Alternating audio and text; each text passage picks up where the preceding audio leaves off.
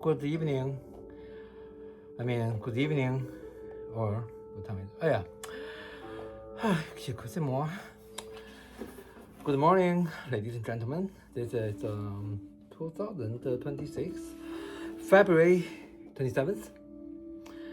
Yeah, so Vincent Beckham here, and this video I'm trying to make a short one, just briefly talking about that what happened to me since 2022 September, and I'm not trying to, I will not put too much, like a personal emotion into there. I'm just trying to state the fact of what actually happened, as far as you can verify from my health record, and my version of the, my version of the reality, the fact I have to make it, consistency.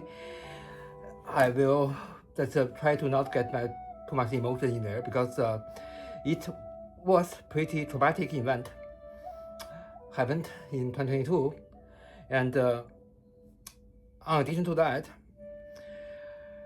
I had a trauma, and then boom, on top of that they give me another trauma 10 times worse. That's to the psych ward, and another trauma on top of the previous two traumas, 10 times worse than the total, and the second admission, and the third admission, blah, blah, blah, blah. So 10 times in total, okay?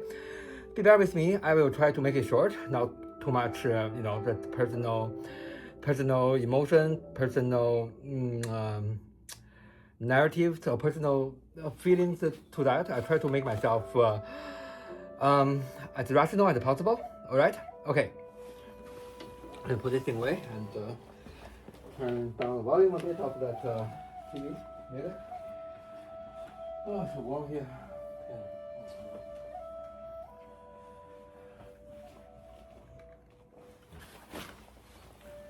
Oh, I'm gonna sit here.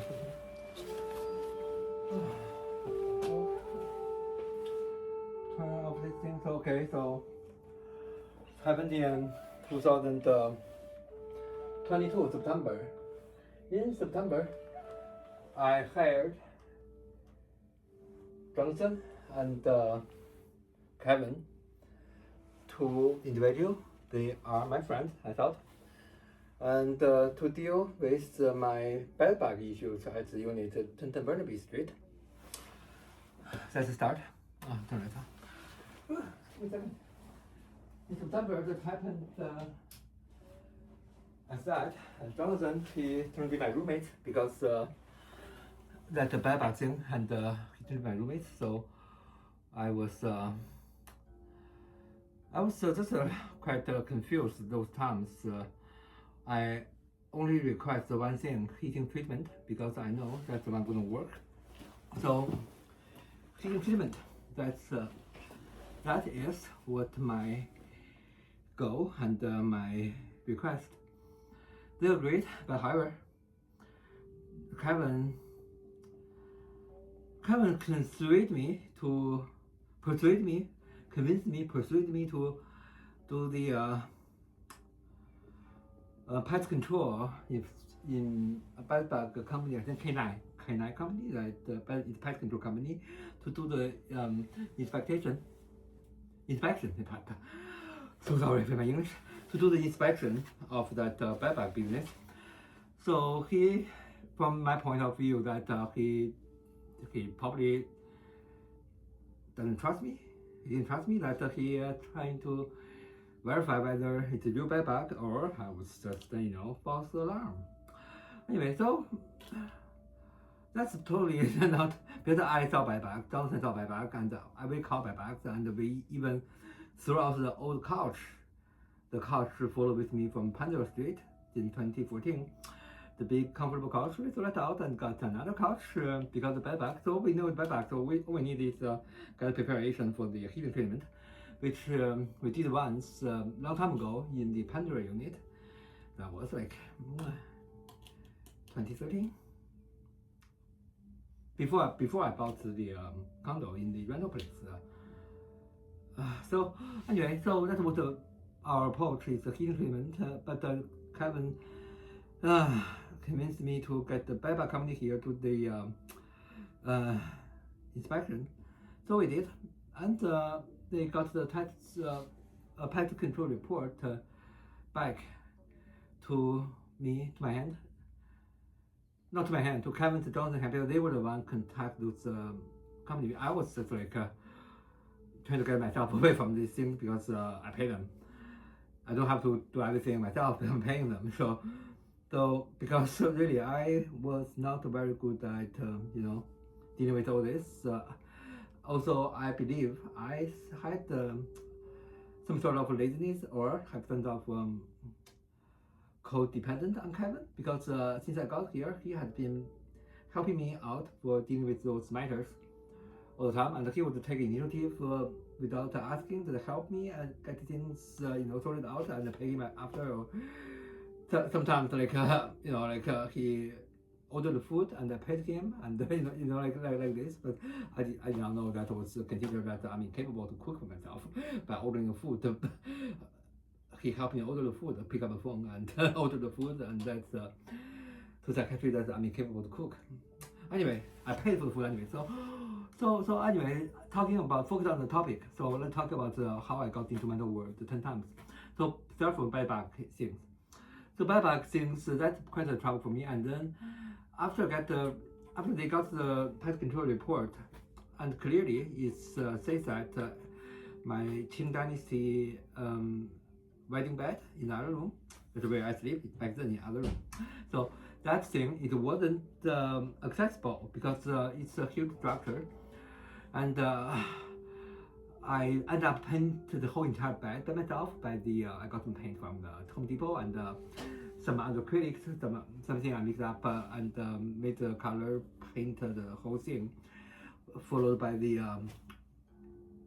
principle of 彩画, the beam painting, tiny beam painting. And I was using the green and the blue type of the technique. I also got a lot of research done by reading those books by Liang Sicheng that was 清世营造则例. The whole book, that's what it is. And another one was 营造法式蛋白宋丹鸡的 guide on you.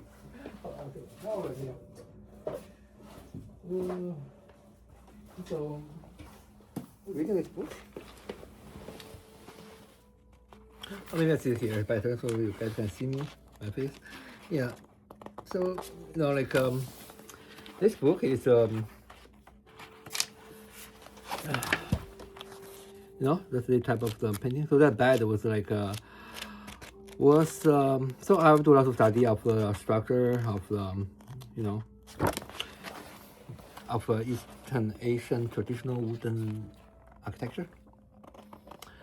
And this was that. It's all in Taiwan. Every traditional Chinese architecture in Taiwan is done all by this book, done by Liang Sicheng. And actually, most of the research was done by his wife, Lin Huiyin, but her name wasn't put it there. Back then there were, in the academical, academical field, that woman to be architect, it was quite discriminatory towards women back then, and even now a little bit.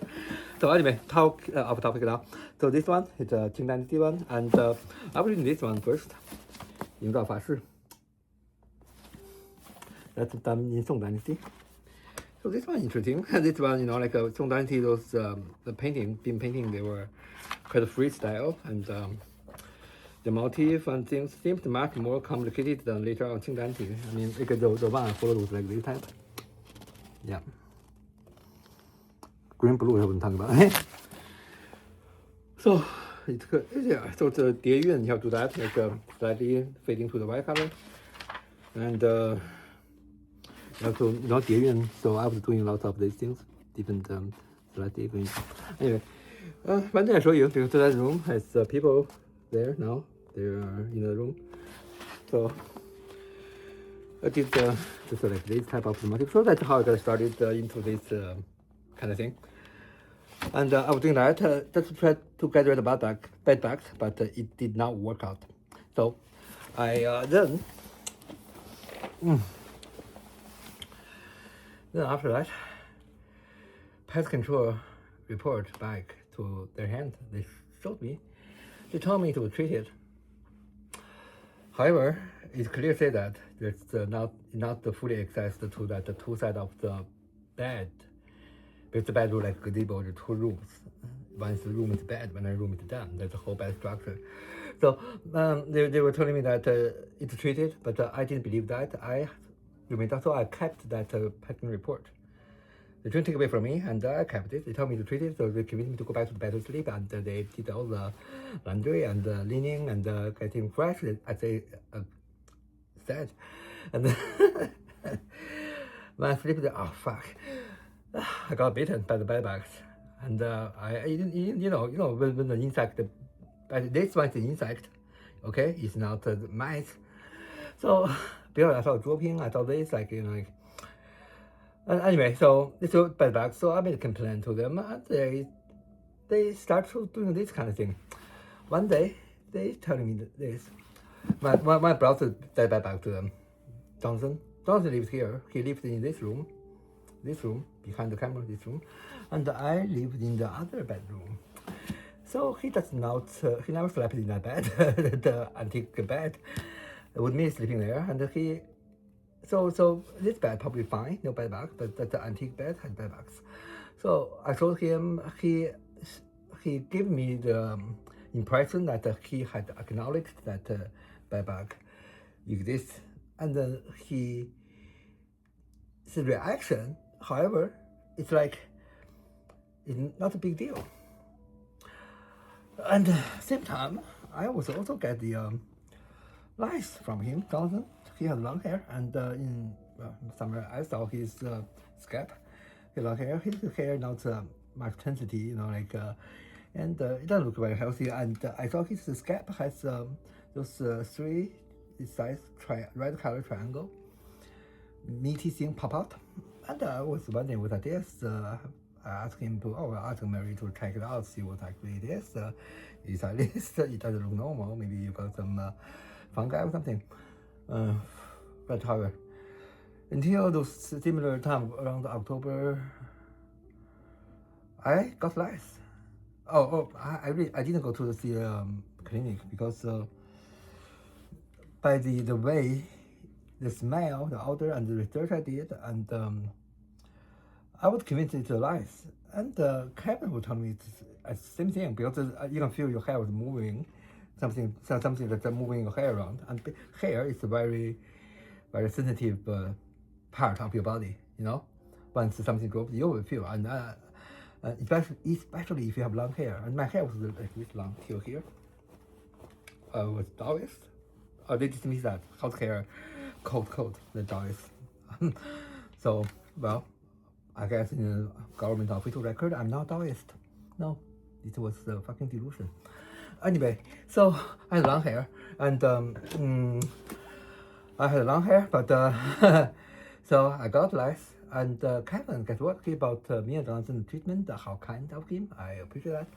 $16. He bought the lice treatment, and me and Johnson supposed to use that to, I think, to 2 treatments at least, because the one treatment won't get rid of the all after 7 or 10 days. You apply again, because for people who have the appearance, unless they have a lifespan, a different cycle, they're neat, they're lava, lots of times they're invisible, almost invisible.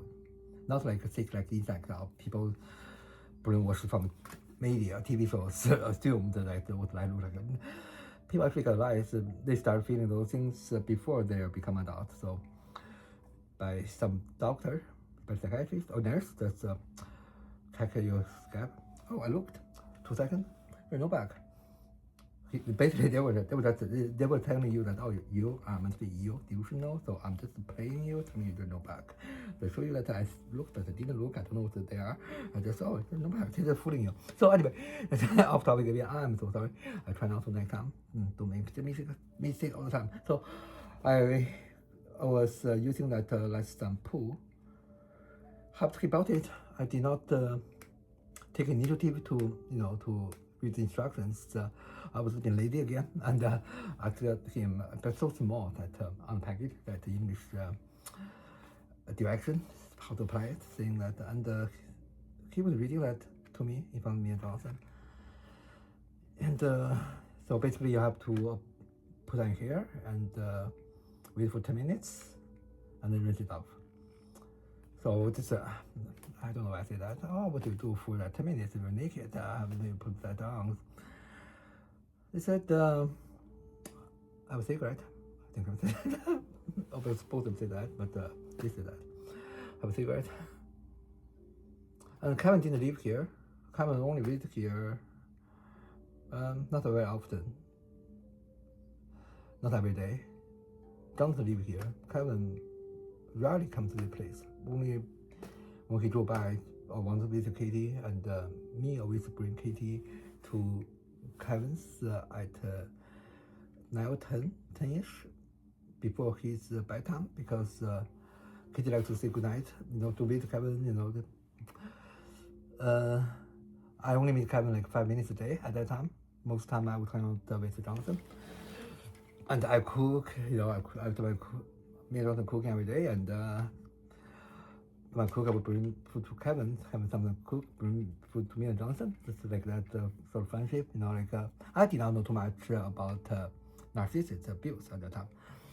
I knew a little bit, but I never thought that that's gonna be like Kevin.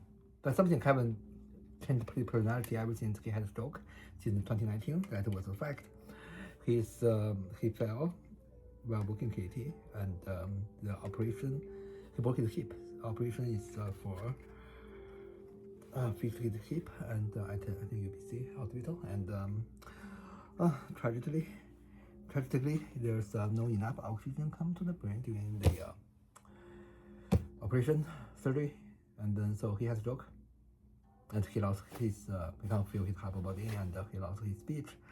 He doesn't talk anymore, and he went to rehab, GF Chung rehab center, and for 2 months, and there's no follow-up after that. I went there every day to visit him, brought Katie over, and play Scrabble games every day. He couldn't even make Scrabble game with me, and I'm so bad at spelling, not spelling bee, and I actually bring him those times. Anyway, and that shampoo is a big trigger of my life shift to the hell stage. So Kevin didn't live here, Jonathan lived here. At night, I can't sleep in the bed, in my bedroom. I have to go to Kevin's place. It's my place, by the way. he lived there for paying fraction of the rent since 2017, never paid me full rent, even though I requested. Anyway, it's another story about the financial abuse. So I thought I would take a shower and then going to Kevin's, and then after applying for my hair for 10 minutes, after applying my hair, waiting for 10 minutes, I had a cigarette in the bathroom, and then fire. And then Jonathan came out trying to put out the fire, and the water did not put out fire. So you have to use towel and think about the chemicals. It's not like what people think. How water gonna help everything for the fire? When the chemical, also when you have truth bomb the Japanese city in World War II time, the fire will make it burning more. So it's bombs, Anyway, so firefighter arrived. The American firefighter arrived, and then I was in dramatic pain, unbearable pain, and I think I passed out outside the building out front. And Jonathan did not go with me. He said he will come up to pick up something, but so I passed out in the front of the building, and the firefighter, they took me to the hospital, I believe somehow, and then VGH. And then I know nothing about that day. When I wake up, it was many days later, so it was 5 days after I passed out, or 3 or 5 days. I don't remember. I have to check my records. So I wake up in the ICU, and I couldn't speak or anything at all. I was like, I couldn't control my body anymore. I was just like paralyzed. I couldn't speak because I have a big freaking tree on my throat, like a tree. I have a hole on my throat. Couldn't talk. I couldn't eat solid food, and my face, my hair was all gone. It's David. Hope I had long hair. Nice. And my forehead was all burned, like back is crazy, and my hand all burned, and my back all burned because of long hair, right? And the shoulder all burned. It took pain so every day. I was on the what's called opium basically, hydromorphine and fentanyl, and then that's how I learned that I was gaslighted. Fentanyl was Christmas. Kevin told me that in the ward and everything. So anyway, so I was in not in ward. I was in the burn unit ICU for a couple of weeks, and then transferred to the burn unit, and then I got discharged from there in, I think it was, this thing happened in early November, and I got discharged there, I think it was early December. After I got back home, discharged home, and but by the way, in burn unit, the nurse very kind. Dr. Pat was my doctor who operated the surgery, and start from that Dr. Pat. There's some serious medical negligence happened, because before the surgery, I asked Kevin to print out my picture of what I looked at before, because I had a plastic surgery back to 2007, a long time ago, and those permanent filler, they were done overseas, not in this country. So the nature of that thing is unknown, because in 2013, in 2010, the 2 times I met Dr. Humphrey after the filler migrate, and the following migrate not the same location, and sometimes they move to the forehead, the bridge of nose, make it had a hole there, and so end up it's a total infection. So Dr. Humphrey, some clinic, some Indian doctor tells me that I have to open your face up by the surgery, open my face up to get rid of it, and Dr. Humphrey be able to use needle to suck them out of it. And those filler, they have 2 stages. One stage is solid, another stage is liquid. So it can be liquefied by the other chemical, or by the temperature, or ice pack, or too much heat. It will cause them the texture change from one stage to another. The cooler stage is okay, but the extreme cool will also melt it. I think impairment, because it's a part of my body already since 2007, so I feel it, I know it. I don't need to X-ray. I know where they are floating, because your body have sensation, and you have a feeling. Everybody is the same, has that feeling. You don't, somebody hit your back, you feel pain, and you know where it is. You don't have to take off your shirt to look at mirror, see the bruise, and you know where it is. Same kind of idea, but it seems a lot of people don't understand that, especially psychiatric department and Kevin. So, and also those times I start to, after digital fogging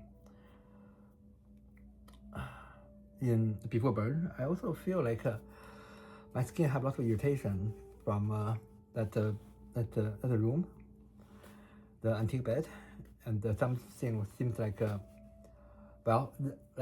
inflammable, that feelings. I was using Chinese way to describe it as something attack my skin, but what I mean is toxicity exposure, You know, this is a proper term to address that in English, which I wasn't aware. Even now, I forgot now. I simply just wrote it down in my phone there, but I'm not able to have it take a look now because I'm filming myself. So after I got out from the burn units, and the moment I walked in here, I feel instant pain of my skin. So I then went to my bed. It was a freaking mess. And then they told me the bathroom had some water damage, like flooded. And then there was the fan was keep running beside the bookcase. The bookcase was on the other side of the wall of the bathroom. And beside the bookcase, it was a narrow walk pathway to the second bathroom, master bathroom, and in that bedroom. And beside that pathway is right beside the bookcase pathway, and that's Qing Dynasty wedding bed. So the fan is blowing those water damaged. I don't use the word moldy because that will be delusional if it's not. You know, those water damaged unclean air towards the bed. And also when I'm lying in the bed, I goddamn see the bedbugs again.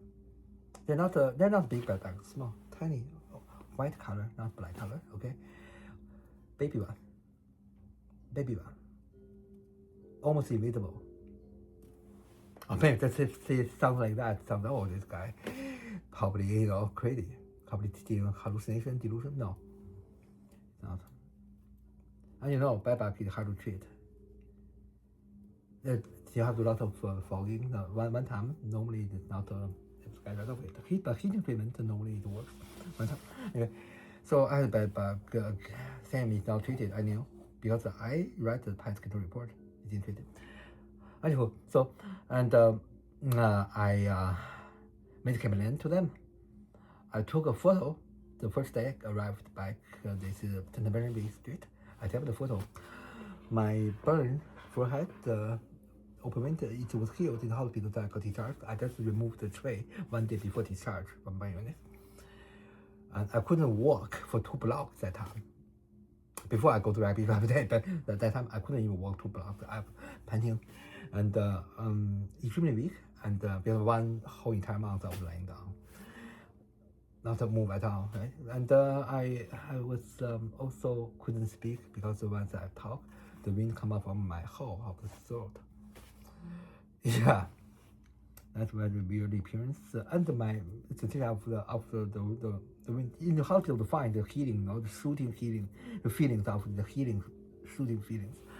But here, often I felt like being invaded by something like attacking it. And their booth it become like a white color, hard, tension. And literally I saw those things invaded the skin, went in the skin, and I couldn't take them out. Oh, so I made a complaint, and they gave me the same thing as before that they acknowledged it, existence.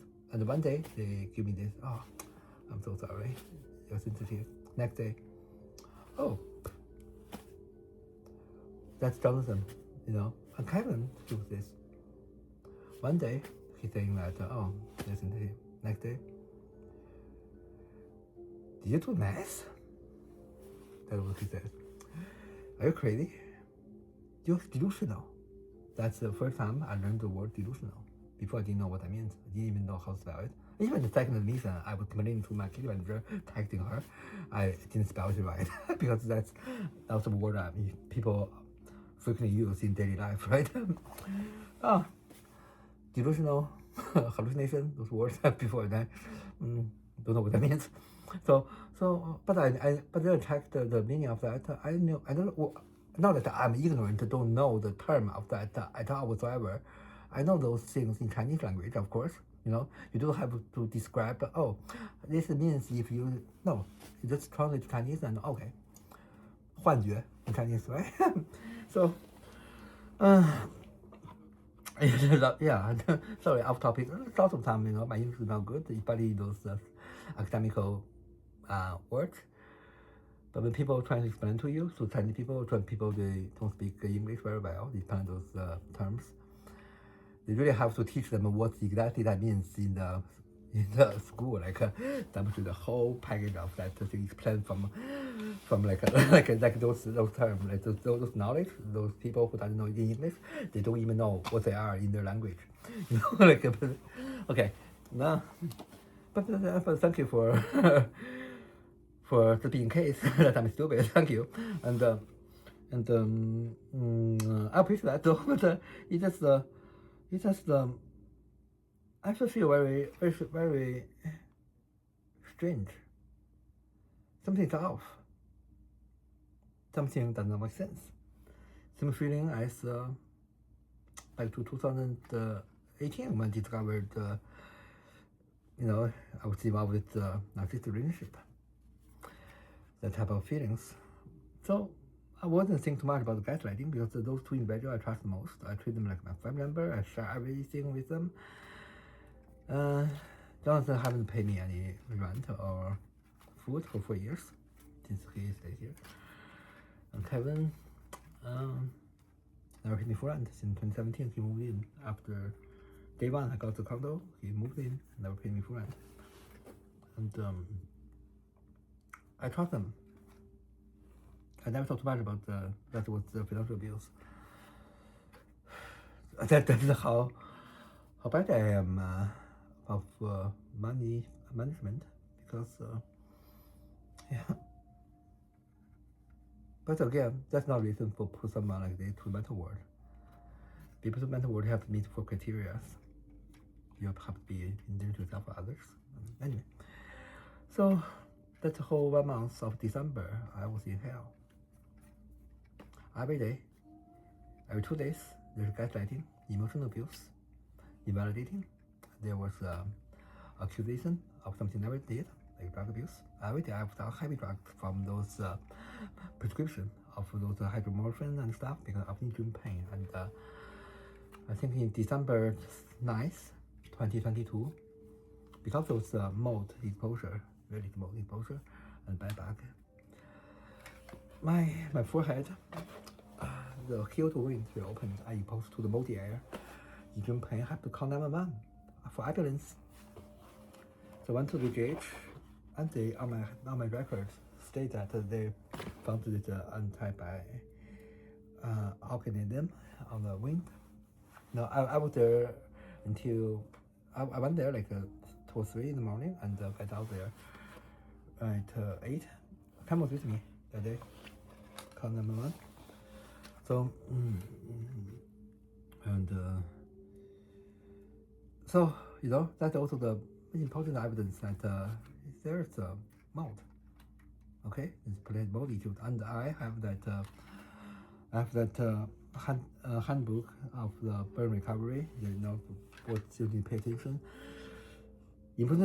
Emotional distress and you know mold environment, pests. Those things have to be absolutely avoided for people who had burn and surgery. After surgery of my skin, they cut from my shoulder, put the skin to my back. You know, before surgery, I told Dr. Pat at plastic surgery, the permanent filler that would have in Canada. And somehow, Kevin didn't convince him that it was real. Dr. Pat did not believe it. And he was looking at Kevin. Kevin did not help me clear everything out. Convince him the plastic. Kevin knew that because when I got it done in Beijing in 2007, Kevin was there. Kevin was also there with Dr. Humphrey at 2010, 2013, something out. And I didn't pay for the fee for the surgery in 2013, 2010 because the rarity of that substance, of the chemical, is unfound in Canada. So Dr. Humphrey used that sample as a case study in front of the students in the class. So the field was real, but however, being medical neglected by Dr. Pat. And those filler during that 1 month, you know, I have to go to follow up between the padding because they reopened. They put heavy those I think silver padding on my forehead, and it pressed down, rubbed up so tight, and pressed those filler makes them squished to not where they're supposed to be. My eyebrow bump like this. Like this, and then this you come to here, to my eye, people put like this, and the nose, kind of like this, before with one people like this, it's super soft, you know, and it impacts my teeth, because this connect to my teeth, my teeth, my jaw shape changed, my mouth shape changed, you know, my facial shape. Before this part, it was under this part. Now this part is up over this part. And this part is this part. Because the gapping continues till the teeth. And I can use my tongue to gently touch the back of the teeth to reshape here. And I showed my mom in 2 minutes, there one day, after the padding in December 22, the change padding, and I was sleeping face down, trying to make sure those fillers didn't come to everywhere on my body. And after wake up, 5 hours, and my face had looked right line crazily everywhere. And I also see Dr. Pat that day for the scheduled follow-up. After I see Dr. Pat, I think Kevin talked to Dr. Pat solely. Kevin insert some harmful information, untruth information, intimidation about the nature of that.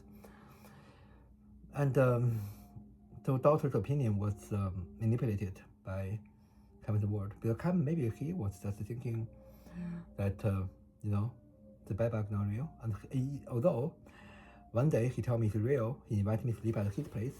So I was sleeping at his place since I think the half of that month, December, the late half of the month of December 2022, I couldn't bear being beaten by bedbugs with my open wound and on my back and on my skin. I was too vulnerable for be beaten by bedbugs on with mold. So I was living at the camp, but I can't there. I also have those, you know, my mold exposure issue as well, but the lice severe like here, here bedbugs. And actually, as a matter of fact, December 9, I went to VGH for the emergency paramedic arrived because, you know, equal to air. I was at the Kevin's. And Kevin's is funny, like when Kevin was cleaning his place, I make him learn about my skin, get those exposure to the mold things to Kevin. And Kevin, he was using steamer clean the ceiling, because I believe they'll come from the top of the ceiling. And it is still, yeah, nowadays, yeah, I still get, yeah. And Kevin told me this, he is convincing me got those high-end vacuum and steamer. I spent a lot of money on those. And the way he could use the steamer is very questionable, because I you know, I did 4 seasons doing cleaning, but I thought with use steamer clean things, you have to use steamer touch to the surface of the thing, not across the air, like spray some kind of mist, and that's steaming. No, but when he was doing the ceiling was here, steamer's end was here. It's like, you know, fertilize some sort of flower. So the mist come to there, and pretty soon all the dust dropped right on the bed where he just changed the linen, the bedding, for me to sleep. So I point this out because it's point outable, something you have to point it out, address it, because that's where you sleep. And it seems like whatever he was cocoa stealing, it was trying to get those things on where he just changed the bedding. And how do I describe the English? I would say it doesn't make sense. The way you're doing that, it's anti-science. The body is common sense from logic. Later on, this year later, Beckham was part of delusional thinking. So that month was a hellhole. December, I was confused, gaslighted, and Jonathan on Christmas Day suddenly left after we had an argument. Why we had an argument? When we were walking towards the cabins with Katie at night. When I passed by the intersection of, before I passed the intersection of the Burnaby Street and Thurlow Street, after followed by, I made the complaint about bedbug incidents. I've been picked up bedbugs per day, and he told me that I think the only logical step now is to do a heating treatment. So what? That's the only one request I had in September. You told me that's what you guys can do. And I spent like thousands of dollars for the fogging and chemical fogging and for the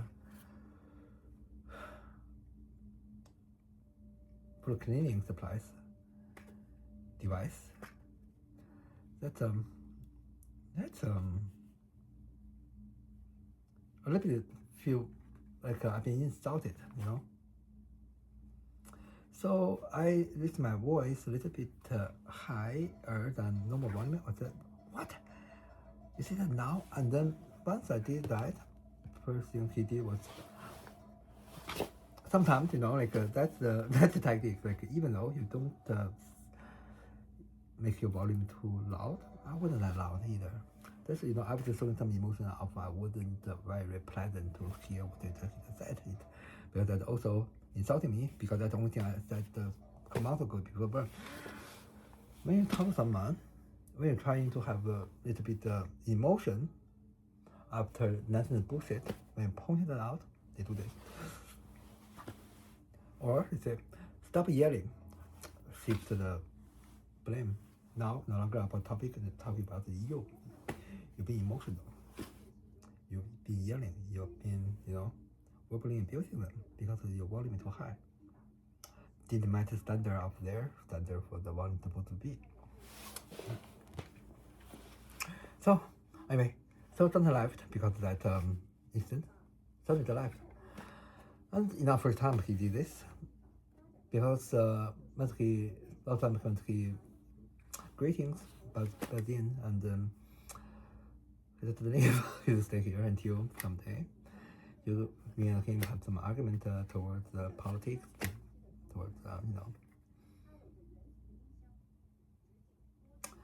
So he left, and then following day, Kevin doing this thing every day. One day, accused me doing drugs, accusing me being crazy. Next day, apologize. And deeply apologize, you know, like very sincerely apologize. And the next day, again, accuse you to, like the day happened before that day, it was completely erased from his memory. This has been going on since December 26th until January 1st, December 31st. He started calling 911 on me when I made a complaint about my back pain. After he provided that bed in that unit 1250 burning English, I had those open wound on my back because I had surgery on my back. So I supposedly, like, you know, just lying that clean bedding and rest. But I feel instant sting. And I asked him to take a look. He refused. He's sleeping on my iron mattress that time in the other room. He refused to look. And after I insisted he to look, he still says no. So I used the iPad to take photos of the bedding, the bunch of debris, sand, and definitely not clean.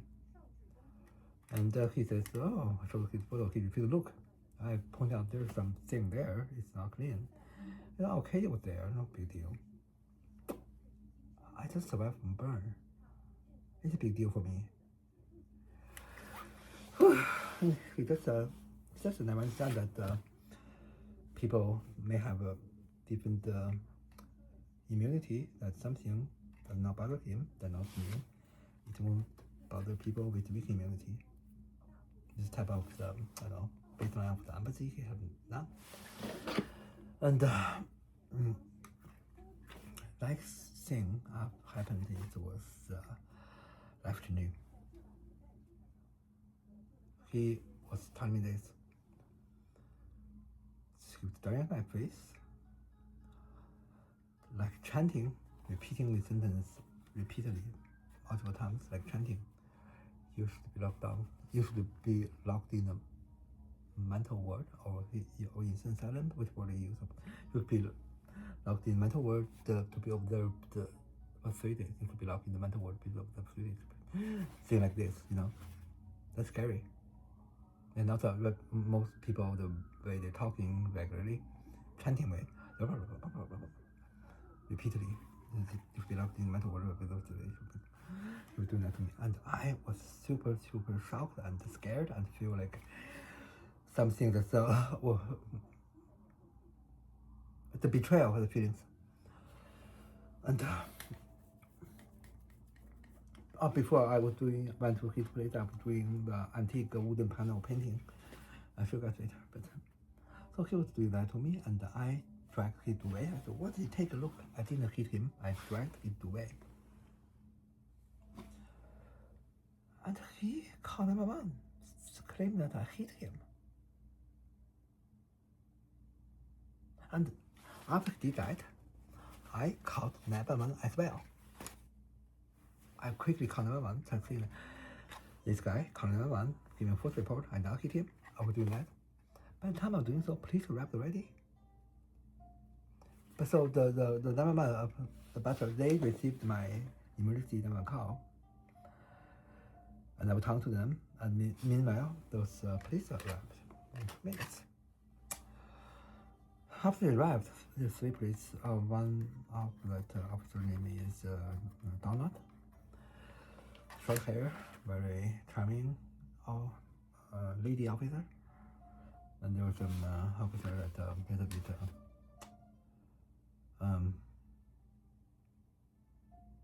strong type of heavy muscular type.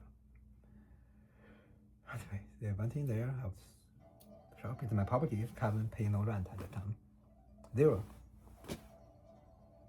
However, they got those concepts that I am a visitor. Kevin is the legal owner of that unit, and I still have that today's record. That on the record saying that I am some sort of loser, have no career, no job, I'm relying on government benefits. I had never applied for government benefits until last year's October. That's it. Later on, government of BC,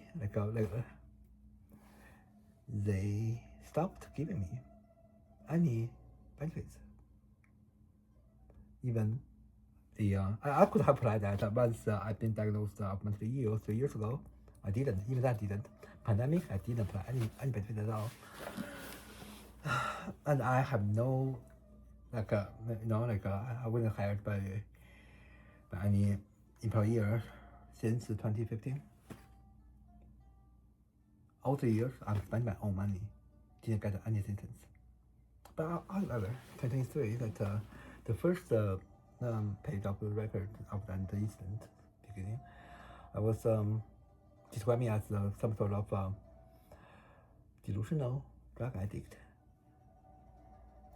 and no job, rely on Kevin's support, rely on government support. That means that I'm the legal owner of 2 properties. Never mentioned that I was doing my own life. I'm doing my own research. I'm doing my own learning of the music instrument. I'm doing my own craftsmanship of the making music instrument, doing research of how sound travels, how the sound box works on harp. No. I mentioned about that I'm doing paintings, I'm doing necklaces, I'm doing a bunch of the craftsmanship. I mentioned about how I'm doing woodwork. No. I was picked as some sort of loser. I did not know that until years later after I got the health record. So for the entire year, 2023, 2022, obviously I have no idea what's going on. And they also did, but I have no insight. Of course, no insight, because I wasn't being transparent of information from the healthcare provider. They only transparent to Kevin, and they encourage Kevin to, report things behind my back.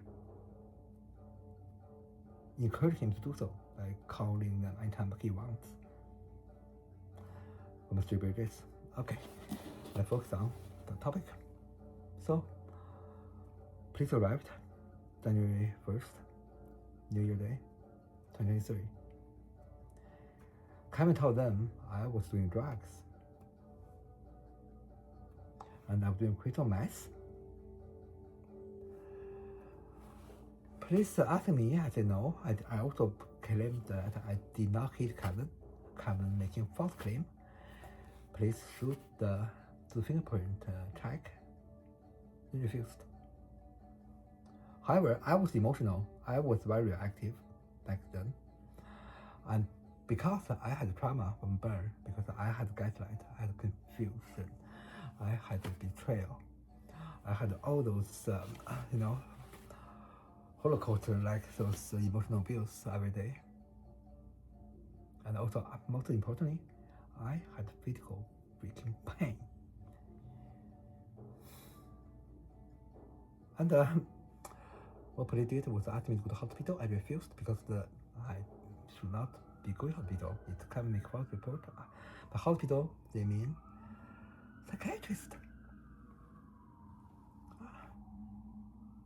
I don't know what's the meaning of psychiatry at that time, really. I did not. I didn't know different between psychiatry and psychologist until even January 4, the 3 days after, I still didn't know until they told me, oh, you have to stay here. After that, they said, you don't have to stay here. It's an interview. You will be going home. And after they lied to me, deceived me. After that, then I knew what psychiatrist is. It's insane asylum. They're going to put you in there. The people in TV show, the type of lost mind people. But that's also propaganda, not reality. If you really been to mental ward, being that close to the people, like that patient, like being labeled mentally ill, you'll find a lot of them, they're not. They're just being abused by their family member that use pretty much the dogma of drug abuse or mislabeled drug use. Use that to stigma the public knowledge about what those things are, and those things just chemical, same as the prescription drugs.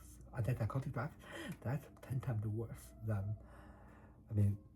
the weed, crystal meth, that's the only thing I know, right? And the other thing, I had fentanyl in the ICU, I had hydromorphine in the ICU. I believe those fentanyl and the hydromorphine, they never altered my identity, give me man boobs, they never changed my facial structure, never give me 200 pounds. In matter of fact, after discharge from burn unit, I lost a lot of weight. People say, oh, saying that. And when I went to the burn follow-up in December, the nurse, I have to take off my shirt. I have no man boobs. My boobs was man chest, was flat. And also the nurse in December, they saw this bag have some bugs on my head. Okay, so they saved all my hair, right? So my hair was just still growing.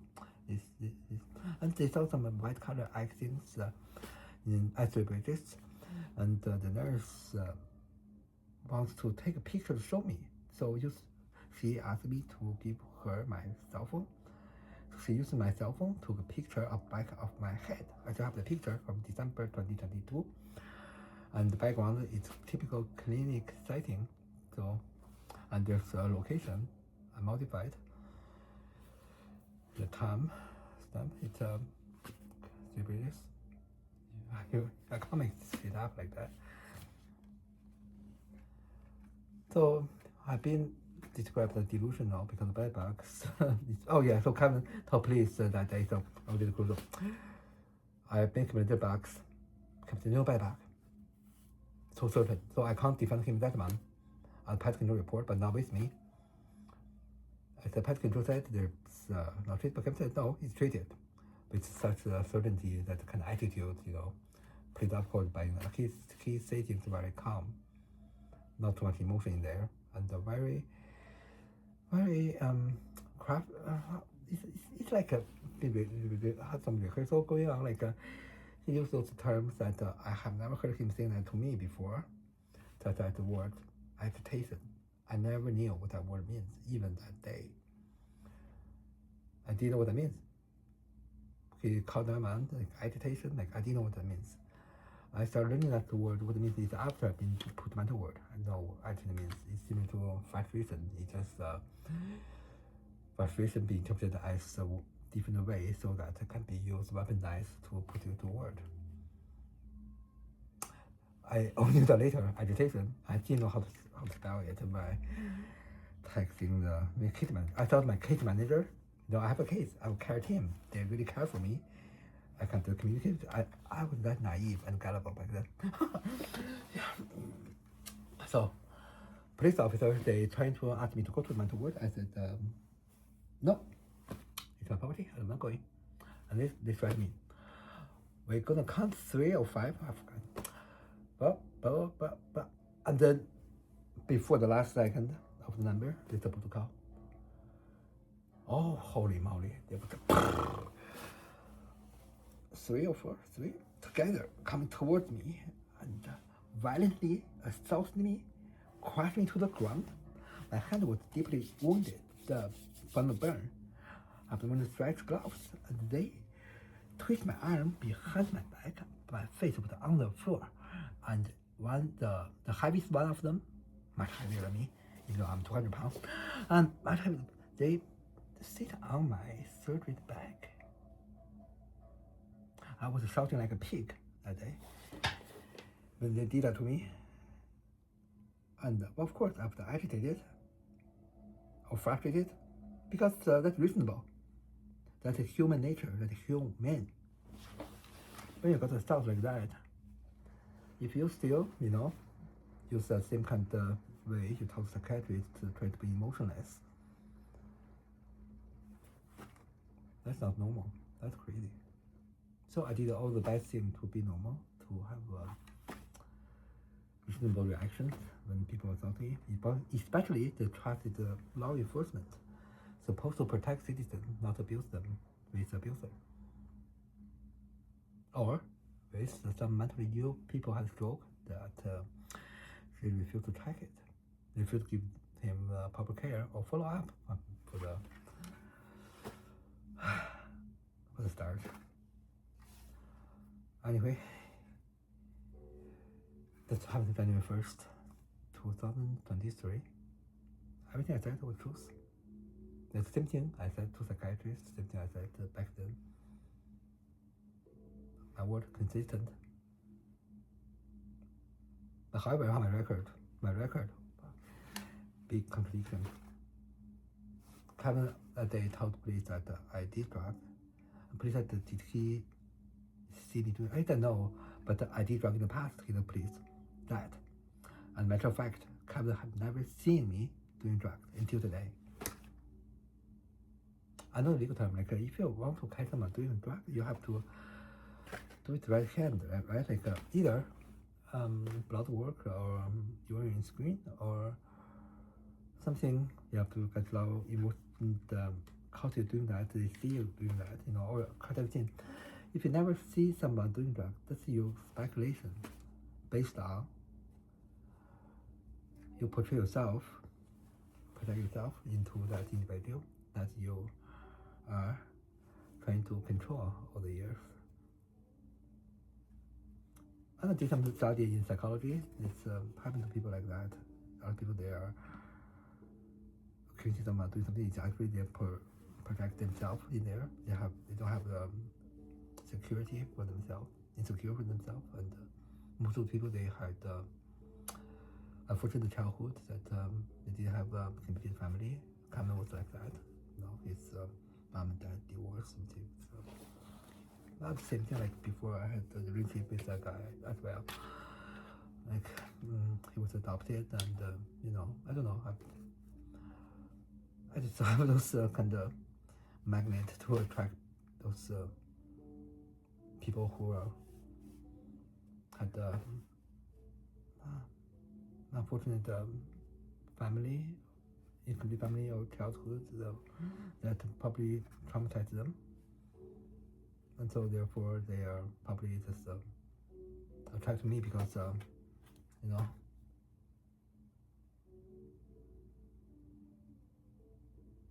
I don't know for sure, but there must be some explanation from the psychology aspect. And say I'm empathic, I don't know about that, but I know I can feel some people on the streets. I feel their pain. Like last night, I met a young kid, name is Cody, 24 years old, Debbie and built that Debbie Plaza. They had some there were some exhibitions in there. They have some stands. I take picture of a lot of the city. That the stand, he was sitting on the ground behind it, covered by the some blanket. And at first I passed by him and then walked, and then I went back. It was 3 a.m. after I picked up my daily meds from my pharmacy. And he, I don't know, I just talked to him, and I was with Katie. I said, what he needs, I give you some coin. Coin I had in my pocket, and then later on I went back. He said he's cold, he needs some clothes, he wear pants. So I got a bunch of clothes brought back to him, brought some beverage and snack, and talking to him. Oh, I couldn't talk about this. This is purely about that to be for the topic. Anyway, I'm not going to enter a video. I don't really want to go. So today I thought to talk about 10 admission. So probably that's the first admission before first admission. So what happened is from September to 2023 January 1st. So please, they did. I would say hearsay from one party invalidate my concern or report or just dismiss my word because I look freaky crazy. I have blood on my face. I had burn. My hair was all gone. And I have the bandage on my head. I have the bandage on my hand. And I'm freaking Asian, I guess. So I couldn't speak because whatever I say, the word come out from it will come out from my throat. There's a hole there. And I understand from their perspective, probably that's why they made that judgment that I'm the one who should go to the mental ward. Oh, to see psychiatrist, sorry, it should be that. Anyway, and I was overly passionate after being abused in sit-down. So, how I got to the hospital? Oh, that's a good question. Yeah, I was handcuffed on my burned wound hand, and they tied me up like a freaking mummy on a stretcher, carried down to the lobby. Somehow, around noontime, in front of every freaking neighbors building, they saw me like that, mummified, caged, and Vincent on a stretcher. I told them to cover my face, and anyway, so I was on not a police car, okay, it's ambulance, but I was like that was the first time I experienced that inhuman treatment in my life, especially by authority, healthcare, aligned with law enforcement. On that ambulance, I was calmed down already. I did not. I was just very confused. I was my brain was like brain fog. I was talking to them about bedbug. I think I had bedbug. I wasn't sure anymore because everyone said no bedbug.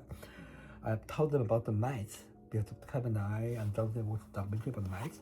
Mice invade some people with weak immunities, but Asian people can be different. If you about the alkali and the acid, they're so different. And my acid, they're the alkali, so my probably don't come to this thing. But I have might issues.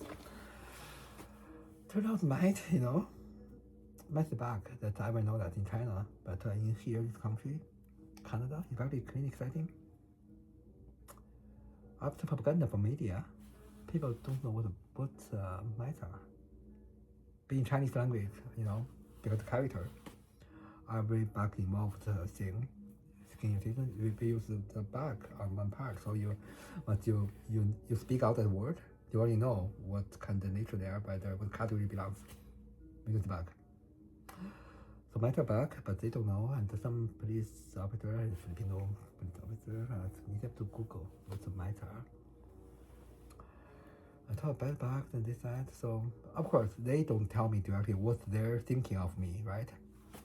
They're just fooling you, make sure you're calm, bring to your hospital, see psychiatrist. So I was in the hospital somehow, and they got me blanket, and I was in shock. I was just like stunned. I was just like, I don't know what to do. I was like, what the fuck? What happened? Why I'm afraid of pain now. I haven't seen a psychiatrist, and I'm back. This thing, how can that be fake? Because my experience, I've been for a few months. And the place in Mold, they have so many antiques, and I'm doing those paintings on the antique panels, wooden panels. Those hurt my hand, and then the bedbug was real. Anyway, and the lice was real. They focused on topics of how I got the lice, and they even lecture me what the best way to get rid of lice is shave my head like a Buddhist monk. The one left there was no hair.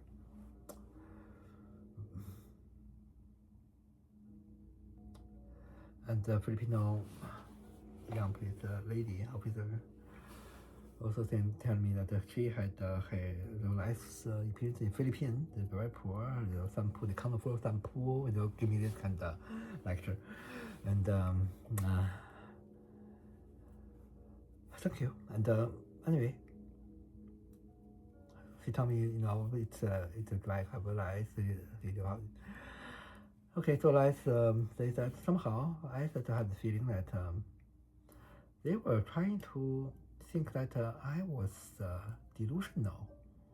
The life wasn't real. I was suicidal. I could detect that type of energy. Anyway, so that was, I of course didn't appear to let them know what I was thinking like that. But they think that makes sense. I wasn't also very certain of that thinking was correct. So I don't impose that thinking, make it at face value to treat as a fact. So I then react towards that. What if that's not real, not true, right? So I just hold that kind of critical thoughts, and things start getting suspicious.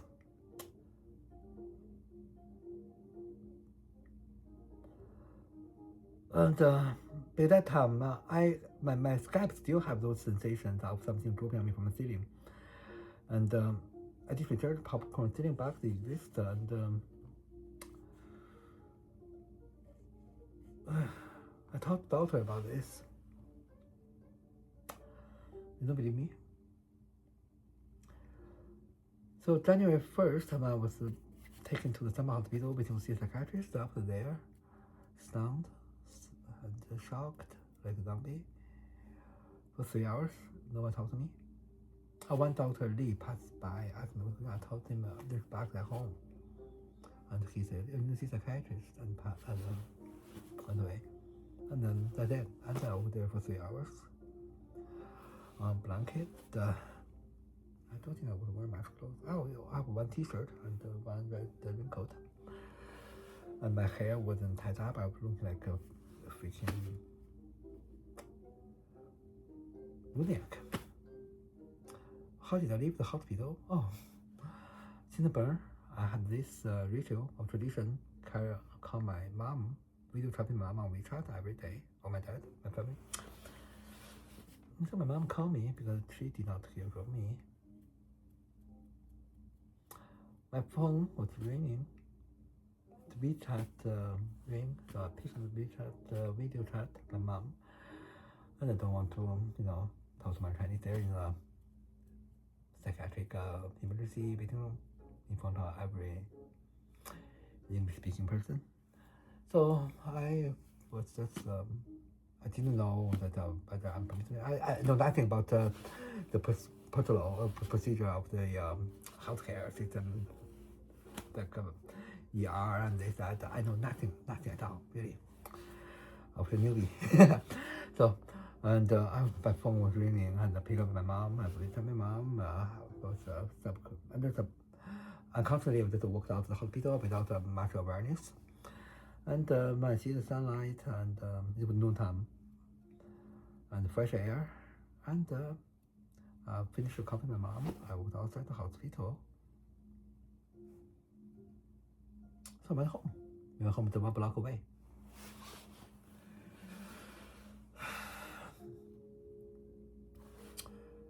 It's January 1st.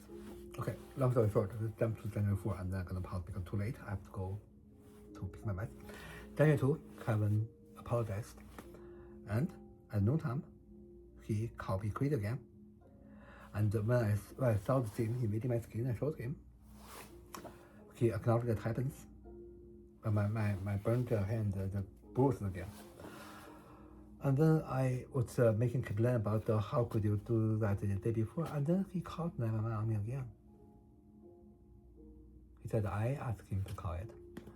So the time not police called the paramedic, and the paramedic come in, or the police I think, come in.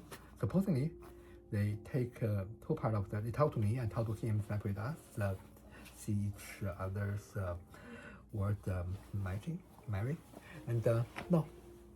They asked Kevin out to the hallway, talk to him, and one officer inside said with me, didn't say a word, didn't let me to explain, and then I suggest it was Kevin, he forgetting about things happened yesterday, that's now he has a stroke. I brought that up. If the psychiatrist to see both of us go to see psychiatrist, that's fair. I had a stroke, no follow-up, and his plan changed. I brought that up on January 2nd. They agreed to me, that's a lie, no. And now I know it's okay for police to lie to you. It's totally okay in Canada, in BC precisely, Vancouver. There's nothing wrong with that. It's acceptable, it's norm. Police can lie to you, yeah. That they won't cut accountable for lying to you or whatever. That's the truth. People aware of that, okay? I did not know that. Do you know that? And so I was brought to the summer hospital with Kevin together. I thought that both of us will get diagnosed, but no. No, it was a lie. And they want to do my blood work, check my blood. Not Kevin's. If you take Kevin's together, that's fine.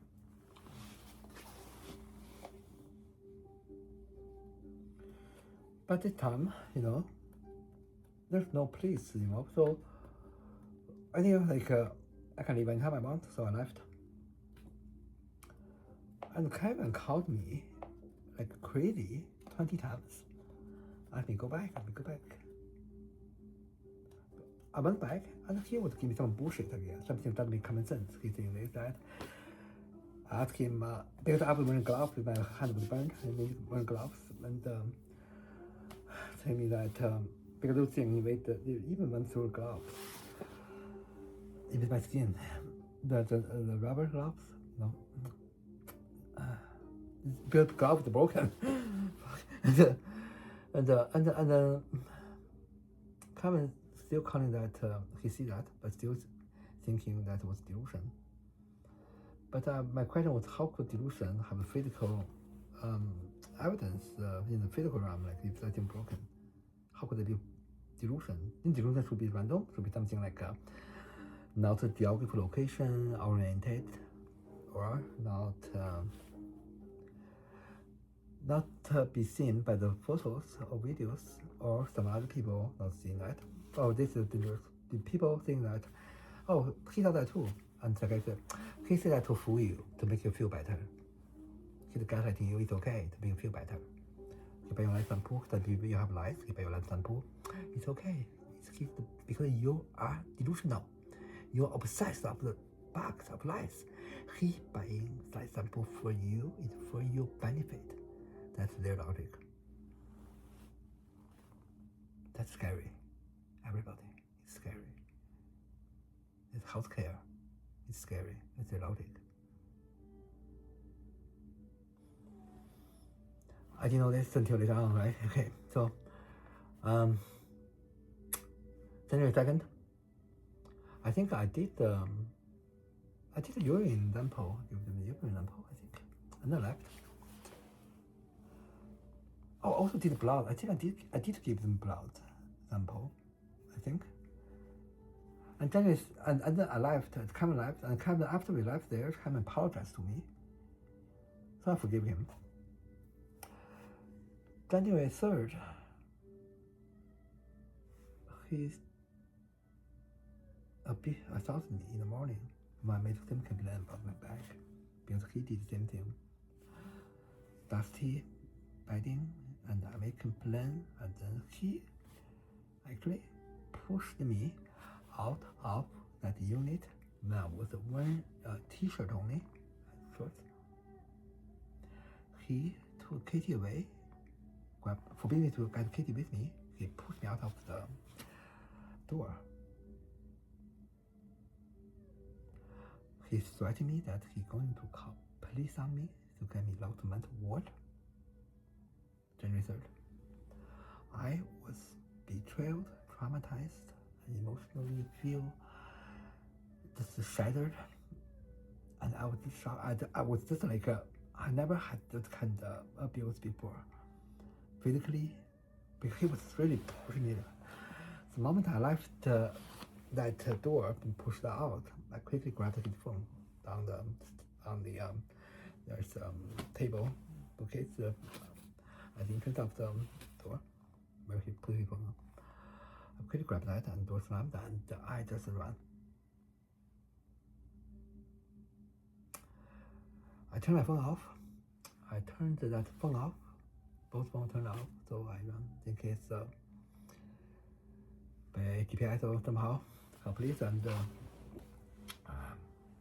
chase me. And so I ran home to block away in January, cold winter day, with a t-shirt.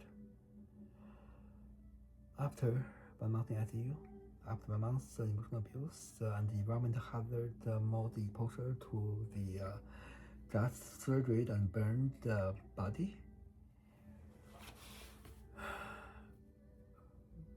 with asthmatic lung, couldn't walk 2 breaths, two blocks, have heavy breaths. I was traumatized.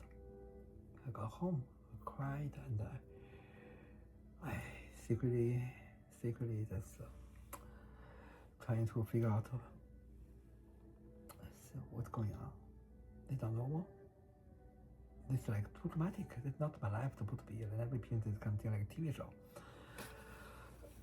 So there might be a secret in his phone. I checked his phone. Bunch of shocking information that I had never thought of. There's another side of Kevin.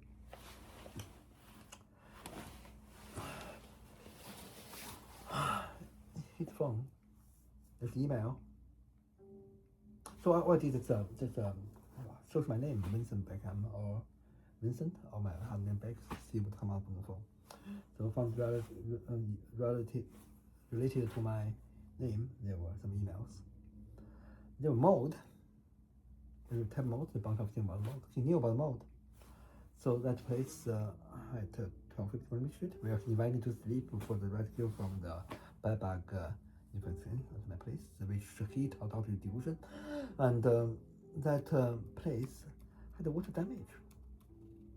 Behind the curtain of the bed he permitted sleep, the wall have severe water damage, and he knew that all along for a year, entire year of 2022, he had email back and forth with the building manager talking about that, and asking about how that relate to the people with asthmatic asthmatic person, and also considering that what kind of impact to individual like me. Last email regarding to that mold issue. It's 2022 December 29, 2 days before he called 911, claimed that there's no mold to police officer. Furthermore, there's lots of I would say violence, sexual activity going on with Kevin. With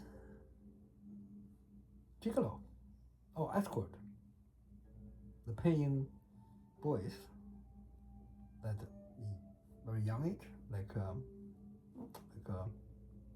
the age of per time he met me, early 20s, and very frequent. And also there's a lot of violent session, spanking. How much was that? $150. I have all that thing. It traumatized me because I did not hit him, and he not scared of being spanked at all. So this is not the issue. I dragged the duvet. I did not have a fingerprint on his body at all. Like I didn't touch him. He wouldn't hurt any bit. None of his cell died from me by interaction with me. There was no physical. And however, my cell, lots of my cell died because I never get my recovery, never get opportunity to have a safe environment to recover. In my hand, so couldn't bend straight down. I lost the chance to recover. And a lot of my cell died by those mold exposure. And my face totally changed. I look like somebody, not myself. I just feel disgusting when I look at mirror. I lost self-confidence, I lost self-esteem, and anyway, so and some other thing about kind of know about mice and bugs. It's more like it was a pre-planned, not an incident. It's an accident. It was some sort of orchestrated. Been well rehearsed event. I just have that thought that day when I see those. So, I major was law at university, so I know how important to collect evidence. So I took a picture of his phone. It's my phone of those things I found that traumatized me, can be used as evidence to have some sort of defense if I have no way to prove myself. But I haven't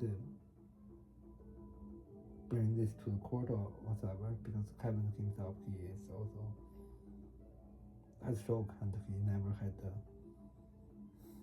follow up after DF rehab center.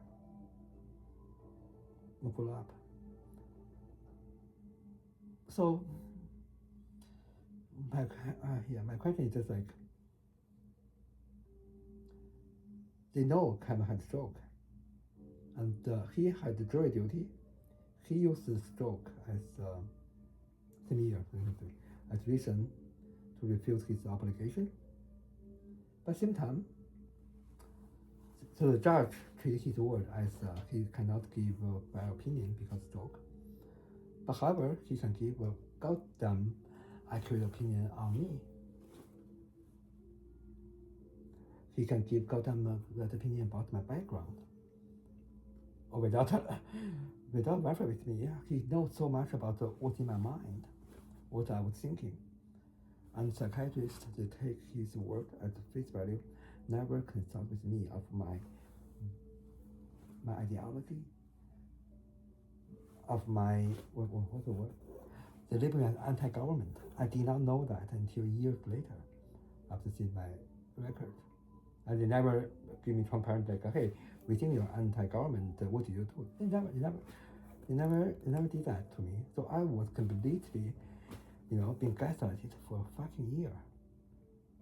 For the whole year 2023. There's 3 times remission. Today, just told you the first one.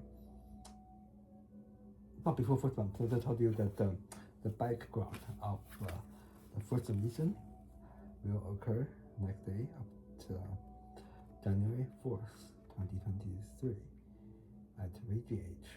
On the day I voluntarily to go see my scheduled follow-up, burn follow-up, Dr. Pat. We came together. Came was with me because he knew everything I was doing, so who else can, after he damaged my things, if he apologized to me, and then I would think I have a good faith in him. He's really trying to clear it up for me to stop further damage. But no, I was too gullible. I was too naive. He will make damage 10 times more every time, or a covert narcissist. They don't do things on the surface, apparently, like a very noticeably, like on the surface, people can right away know, oh, you do this. You do things like covert way, like you know what I mean, like not directly saying those insert harmful information. He did it indirectly, and after maybe most people, if they're not so aware of narcissistic abuse, probably I would say 3 minutes, or after the next topic, they probably will think again. Oh, that's odd. Anyway, I think I'm gonna end here today. I thought it was gonna be a short one, talking about the ICU admission in one video. No, there's just too much information. I thought not gonna be put too much of my personal feeling in there, emotions. I think I did pretty alright. I didn't get too agitated. It's supposed to be because it's traumatic. And I think, yeah, I'm an optimistic person. I think I'm healed. I think I did not a bad job today. I not get agitated. I didn't smash anything. I did not commit suicide, and I did not curse anyone to death. So, thanks for your time to listen me ranting of this background of my journey of psychiatric, let's say, experience. How else will we get that? Right, ladies and gentlemen. Oh my god, I didn't move my head. Oh, the entire time I moved my head. Gentleman-like. Right, so thank you, ladies and gentlemen. Most people, that's gentlemen, right? I saw the most, like the gender who see my video, 100% are male. Oh well, thank you, gentlemen. And if you're ladies watching it, welcome on board, and thank you for paying attention on me. And I hope you guys have it's Wednesday. Have a great hump day. Yeah. And hopefully I will continue tomorrow talking about my first admission. How that happened. How did I been persuaded to not have a repeat hearing by the nurse PM, and how I was gaslighted by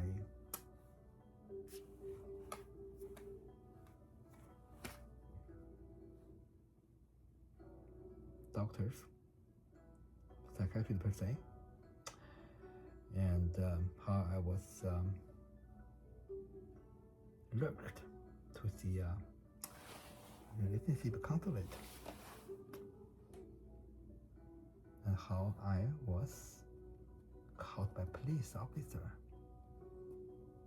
after I noticed Kevin was lying to me. I ran away from BGH after they tried to surgery me. And how did I spotted Kevin was right at front lying to me when he was talking to police, telling me that he was talking to delivery boy for pizza delivery boy. Yeah, that's the first time I caught Kevin lying right outside. But that's the first time I start to have those 100% trust to Kevin coming down to 99%, I guess. Anyway, so I was making this long. I do apologize, ladies and gentlemen, and I hope you just keep that in mind. It's I'm not really trying to make money, whatever. I just want to let my experience out, so people who got my YouTube link, those people who can bring my innocence back, give my justice, give my reality, not be overrun by the healthcare's health record, the bunch of bullshit, the narrative, trying to leave the paper trail, hijack digital things, and also on Reddit. I was banned by Vancouver and British Columbia just because I shared my experience of that video, raw footage of how I got apprehended by misconduct, corruption, law enforcement, 107, aligned with the same psychiatrist, Dr. Taylor. And in October 30, 2025, that video, 27 minutes, probably 30 minutes, I don't know who altered it, but anyway, so I was banned on Reddit for no good reason. So that's further clear that it was, systematic failure.